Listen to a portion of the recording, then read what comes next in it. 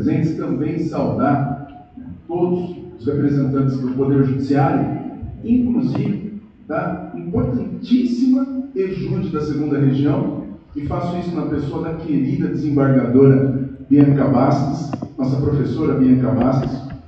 E, aliás, é um grande problema para mim hoje aqui, porque tem que falar na presença de amigos e falar na presença de pessoas com quem eu aprendo. Professora Bianca Bastos, professor Francisco, né, nosso querido professor Francisco Ferreira Jorge Neto, referência no tema, e não só no tema, né, nosso professor em todos os assuntos, professor Sebastião Geraldo de Oliveira, os maiores nomes, né, do estudo, não só prático, como científico, das questões ligadas aos acidentes de trabalho, às doenças ocupacionais, e então, os impactos disso tudo na realidade das relações trabalhistas. Então, uma honra e uma grande responsabilidade para mim. Por isso, muito obrigado pela atenção. Vou embora. Né? Vou falar o que aqui? Agora, sem brincadeira, falando um pouco mais sério, vamos lá. Me deram a missão ardorosa de falar, na presença do professor Francisco Ferreira Jorge Neto, sobre quesitos na produção da prova pericial envolvendo as questões que podem ter algum tipo de relação de aproveitamento, de utilidade com a metodologia CIF. E por que eu digo isso? Já começo aqui como professor universitário que sou, com muito orgulho, indicando leitura. Né? Professor que se preza indica a leitura, não é verdade? Então vou indicar para vocês a leitura do artigo do professor Francisco Ferreira Jorge Neto, primoroso artigo dele sobre esse tema, sobre a questão dos quesitos na prática da produção de prova pericial, com a utilização da metodologia que nós estamos discutindo hoje aqui, publicado numa obra da editora Foco, do ano passado, uma obra chamada Responsabilidade Civil nas Relações de Trabalho, uma homenagem feita ao nosso presidente, o desembargador Valdir Florindo, né? Como eu falei, editora Foco, e lá vocês encontrarão diversos estudos, dentre eles esse do professor Francisco, que eu já aqui recomendo de plano a leitura.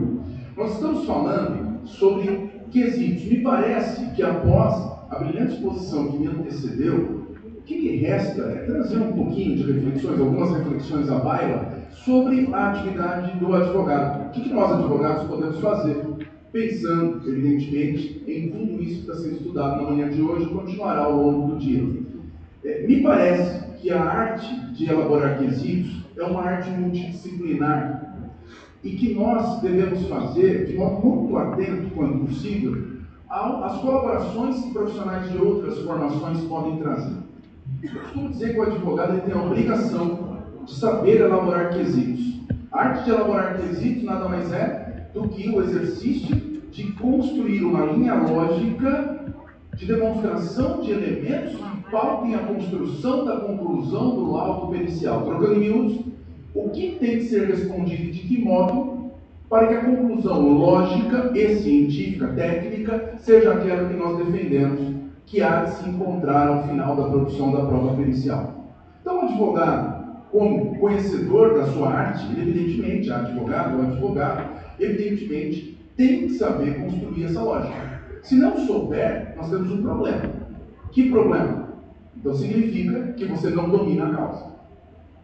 Porque se você constrói a causa de pedir, percebam, se você constrói a causa de pedir, você está apresentando ao Poder Judiciário a sequência de fatos encadeados, atrelados a provas, tudo bem? Já existentes ou a produzir, nas quais você confia que haverá a produção, e mais do que isso, aos fundamentos jurídicos aplicáveis. É assim que se constrói uma causa de pedir, não é? A narrativa dos fatos. Lembrando dos romanos, alegar e não provar é o mesmo que nada alegar, então, os fatos e como eu vou provar, e na sequência, a respectiva fundamentação jurídica. Fazendo a subsunção do fato à norma e concluindo no final qual é a norma jurídica do caso concreto. Trazendo da teoria para a prática, eu conto o que aconteceu, provo que é verdade e digo por que o direito garante ao meu cliente a procedência do meu pedido. É simples assim. Se eu não conseguir construir isso, significa que a minha causa de pedir é confusa. A minha causa de pedir é incompleta ou a minha causa de pedir é equivocada. Um dos três caminhos, não tem jeito. Eu consegui. Se você conseguiu, então Então você sabe por que caminho, pelo menos teoricamente, deve seguir a construção da análise do caso pelo perito e, evidentemente, o que ele tem que confirmar ou refutar para a conclusão do laudo pericial ser favorável a você. Então, partindo desse pressuposto, nós advogados temos que saber redigir os quesitos. Tudo bem? Agora tem um detalhe importante, muito importante.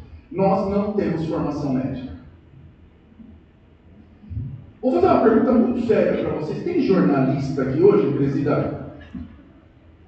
Tem jornalista? Tem aqui? Quem não tem, não, né?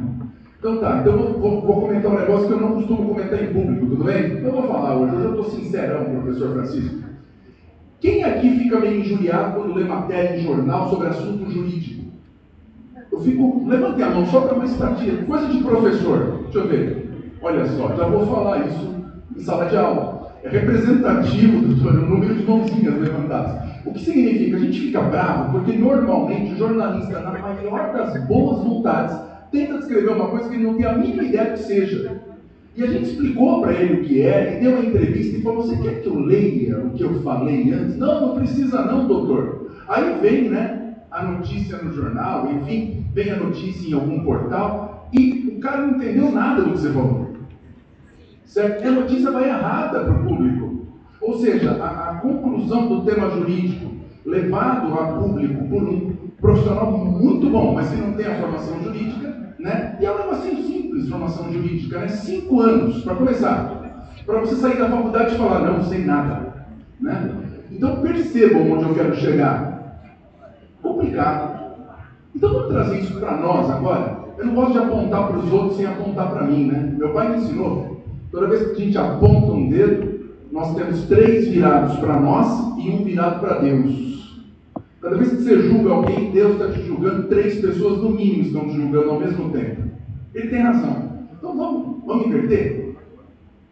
Quem somos nós para falar de questão médica? Entendendo onde eu quero chegar ou não? E aqui eu já trago um link para a importância prática que existe da contratação de assistente técnico. Assistente técnico. Se você puder ter, se o seu cliente tiver condições de te oferecer a contratação de um assistente técnico, é excepcionalmente importante. É verdade. Tem que ter, não é verdade? E vai ajudar demais. Porque a gente vai sentar, eu acho que eles são médicos. Então, e continuando, né? Presidente, eu acho que não.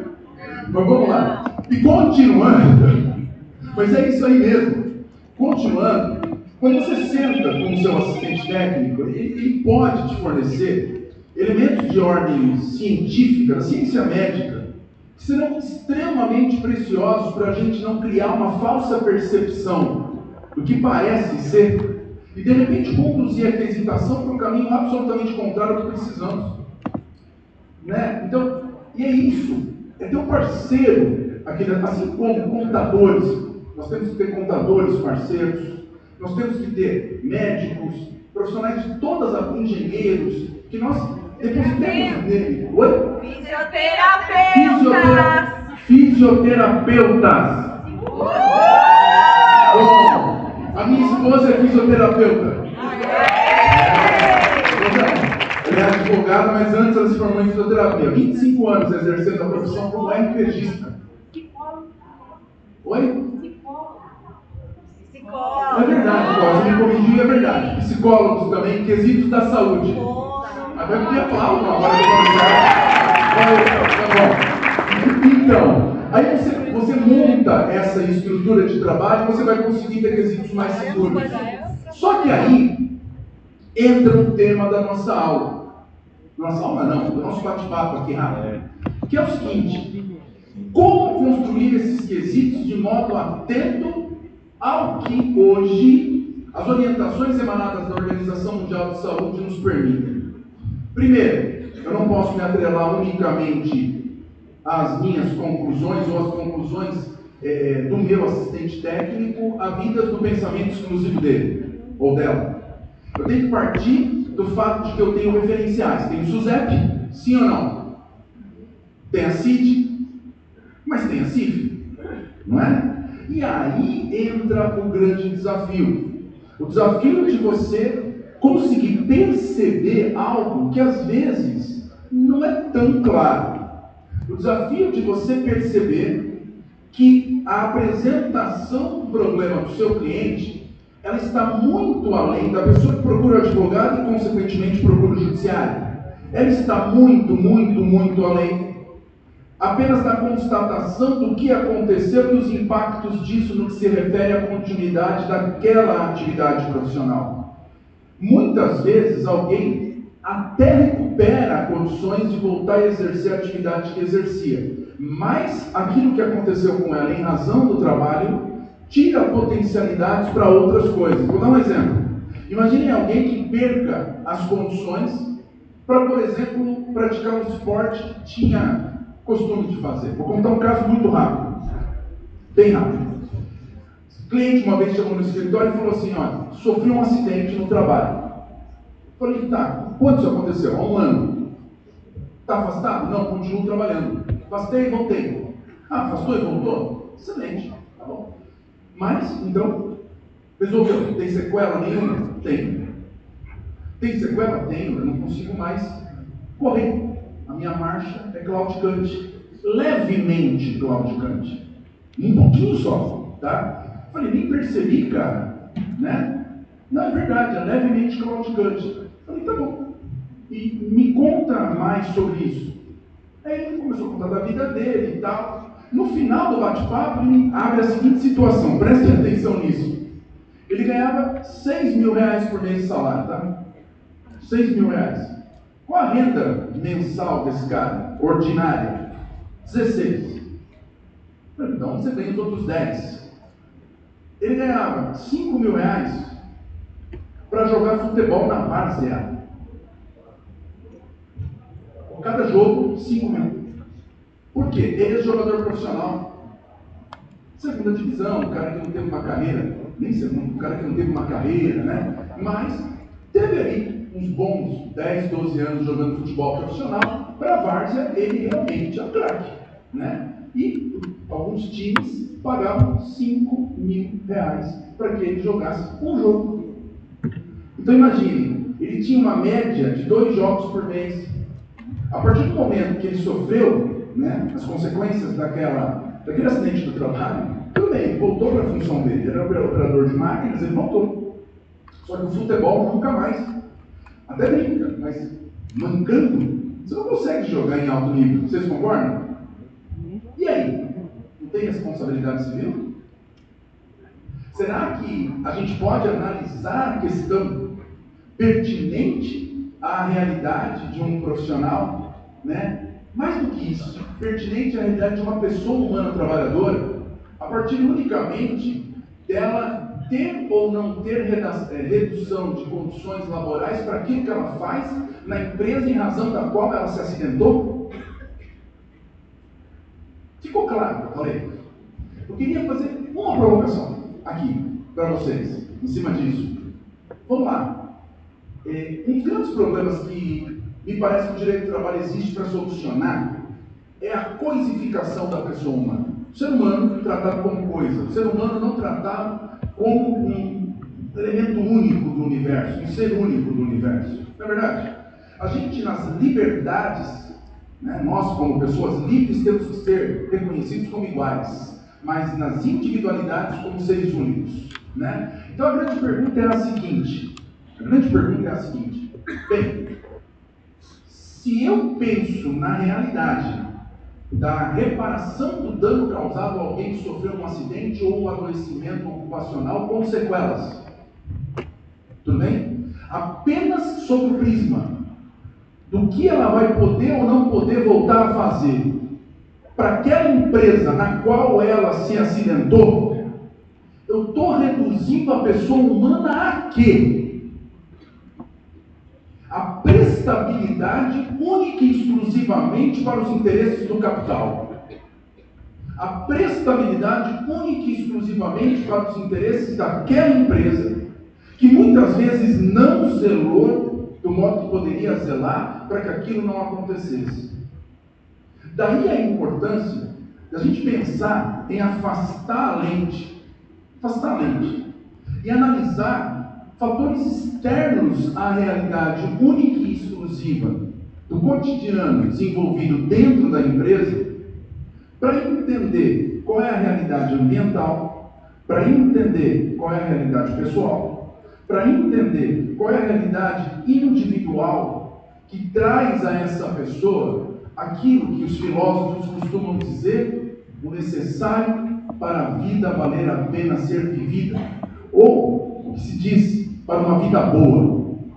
A vida boa não se tem apenas no trabalho.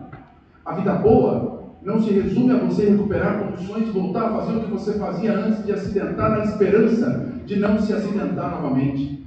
A vida boa existe quando você trabalha o que tem que trabalhar para ter condições materiais de aí sim usar o resto do teu tempo para aquilo que te faz feliz, para aquilo que te traz realização, para aquilo que te torna uma pessoa inteira. Inteira, porque você une o material com o espiritual, você une tudo que faz a tua vida se movimentar com algum sentido. E é nesse ponto que me parece que a mudança de foco, a mudança de olhar, com a análise que é possível através de critérios científicos internacionalmente validados, e a CIF ajuda muito nesse sentido, que nós podemos mudar o modo de trabalhar na produção da prova pericial. Que nós podemos mudar o modo de trabalhar na colaboração que o advogado pode dar e que o juiz pode dar àqueles que são responsáveis pela elaboração do laudo pericial, profissionais da saúde, né? Está vendo? Me ensinaram. Corrigir, eu gosto de ser corrigido. Vamos lá. Percebam, levando alguns pontos a serem considerados, porque vamos lá. É impossível pensar que o perito não tem comprometimento com o trabalho dele. Ele quer o melhor resultado. Estou mentindo? Se você colabora apresentando pontos de reflexão úteis, olha que maravilha. Então, essa nova, forma científica de trabalhar o tema, que não é tão nova, de 2021, mas que sofreu muita resistência, até hoje sofre, me parece que é um dos caminhos. É o único? Não. Me parece que nós não podemos ignorar o que, por exemplo, SUSEP fornece, o que a CID, no caso, a Classificação Internacional de Doenças, também fornece. Então, nós temos um macrosistema, e dentro dele, de tutela de saúde, e dentro dele alguns elementos que podem também ser sistemicamente considerados, que vão trazer elementos, cada um naquilo que pode fornecer de melhor, para o fim da gente conseguir fazer o trabalho de quesitação e conduzir o juiz a, no final das contas, concluir, eu pego um pouquinho.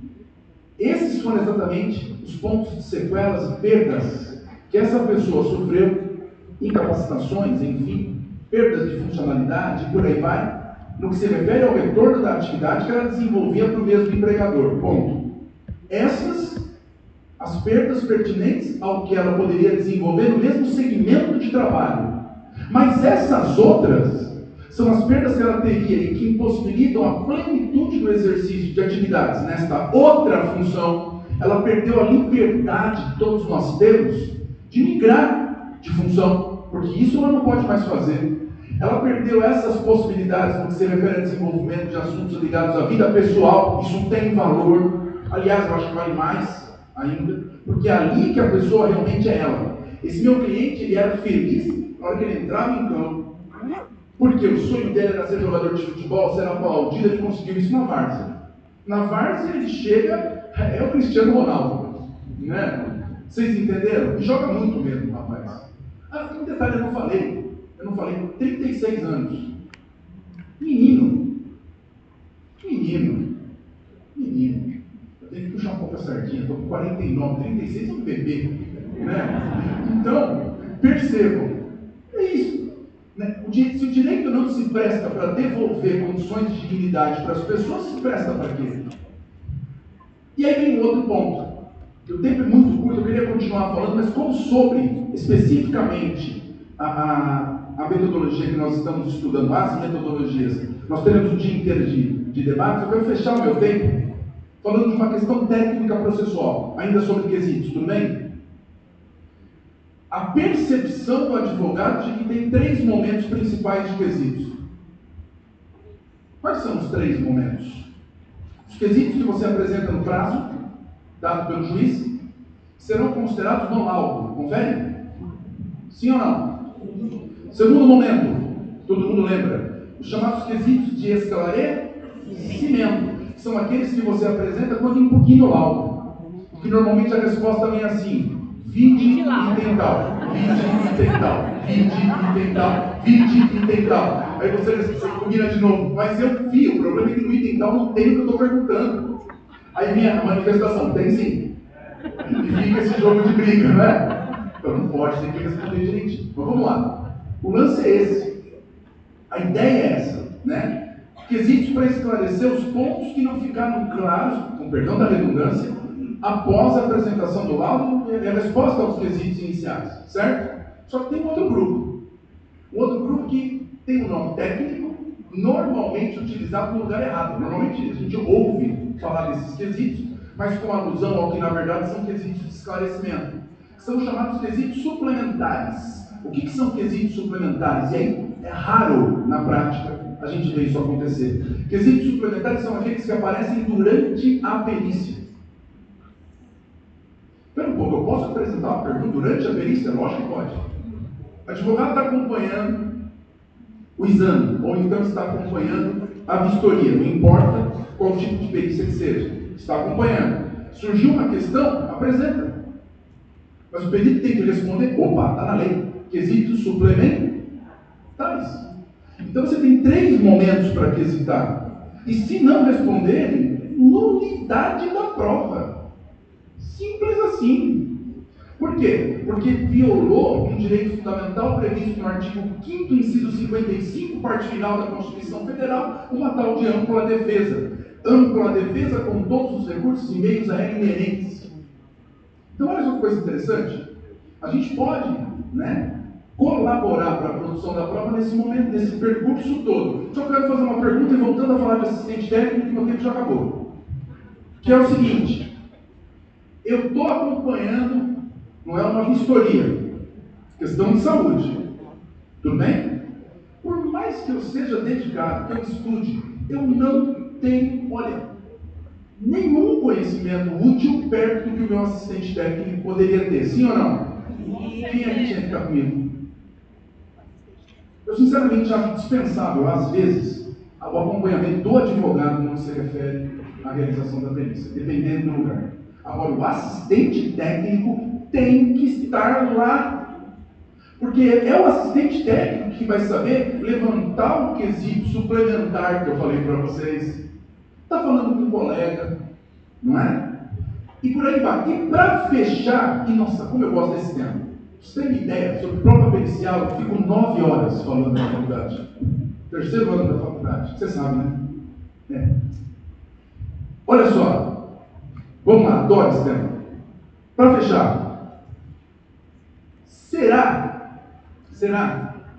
que nós não temos um grande desafio a ser superado, ou pelo menos um grande assunto a ser pautado, a partir do momento que eu passo a considerar tudo o que a metodologia em estudo CIF nos apresenta? Que desafio seria esse? Eu estou tentando montar essa pergunta, mas vai direto, vai. Nós temos um grande problema chamado disputa de espaço. Por que eu estou colocando isso? Tem regra do Conselho Federal de Medicina, no sentido de que se considera infração ética. Olha só, o perito médico permitir que um perito de outra área da saúde acompanhe os exames. É regra, tem condenação, inclusive. O que coloca os médicos peritos numa situação horrível. Por quê? Imagine que o assistente técnico seja um profissional da saúde não médico. Tudo bem até aqui? Olha só, a lei não proíbe. Então o juiz determina que o assistente técnico possa, ou autoriza o assistente técnico a acompanhar todas as diligências. Fechou? Tudo bem? Quando chega na hora do exame, por exemplo, se o médico permitir que isso chegar ao Conselho Federal de Medicina, pode esperar. A chance de ser punido é enorme.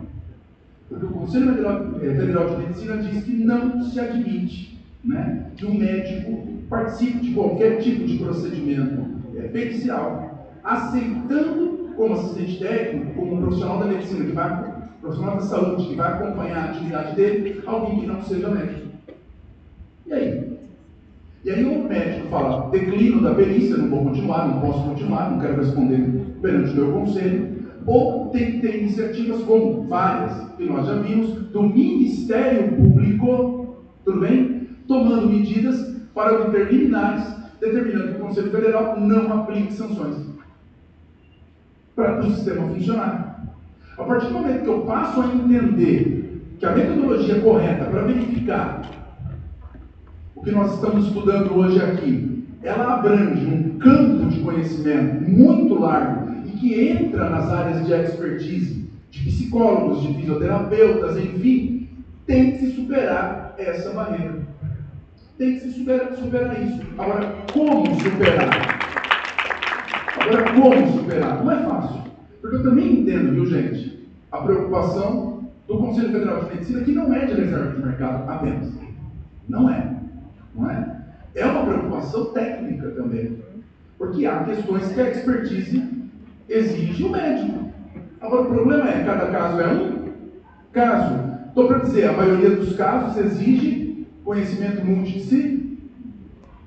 Como resolver isso? Esse é um desafio. A bem de nós conseguirmos aplicar tudo que nós estamos discutindo hoje de verdade, a plenitude, sob pena de nós continuarmos, não é? Com construções parciais.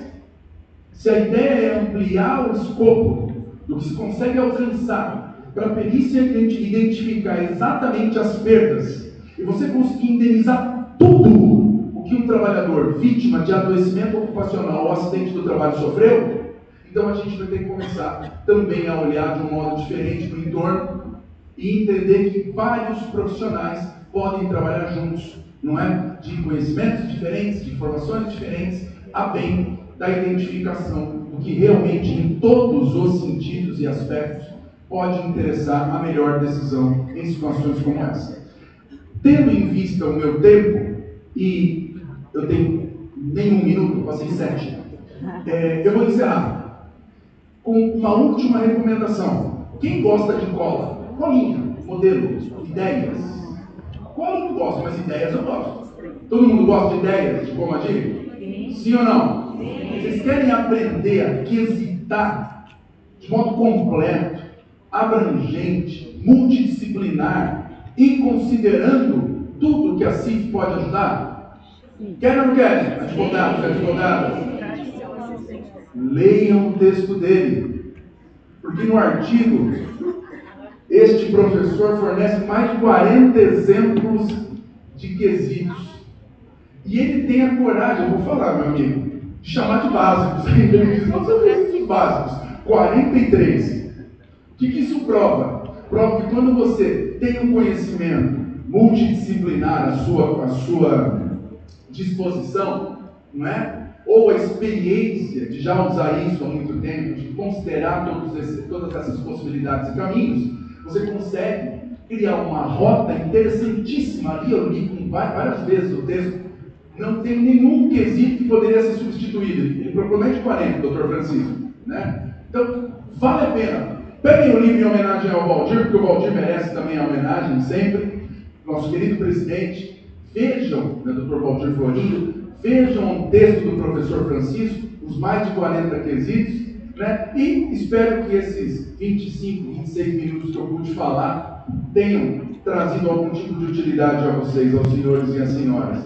Peço desculpas por eventual gafe, que tem que ter muito respeito quando fala para profissionais de outra área, porque sobre a expertise deles, eles sabem muito mais do que a gente. Agradeço pela lição, né? E desejo a vocês um bom evento. Que Deus ilumine e proteja o caminho de cada um. Que vocês tenham um dia muito bom de network, de aprendizado, de comemoração ao que nós temos de mais importante, que é a sabedoria, que é o conhecimento, que é a possibilidade de assimilar informações e transformar a vida das pessoas, né? O que une profissionais do direito e profissionais da saúde é o propósito de mudar a vida das pessoas. O que a gente faz é trabalhar para o outro, não é? E isso é um gesto de amor. Então, que a vida de vocês seja repleta de amor, né? E que, como diziam os antigos. Até a próxima oportunidade da gente se trombar por aí. Logicamente que eu estou traduzindo Código São Bernardesco, né? Que bons ventos empurrem as embarcações de cada um por mares seguros, por mares tranquilos, não é verdade? E quando estiverem para São Bernardo do Campo, tempinho, visitem, eu vou fazer, não posso deixar de falar, visitem a gente na gloriosa Faculdade de Direito de São Bernardo do Campo. As portas estarão sempre abertas a todos os amigos e as amigas que buscam fazer algo a bem de outra pessoa. Muito obrigado, gente. Valeu.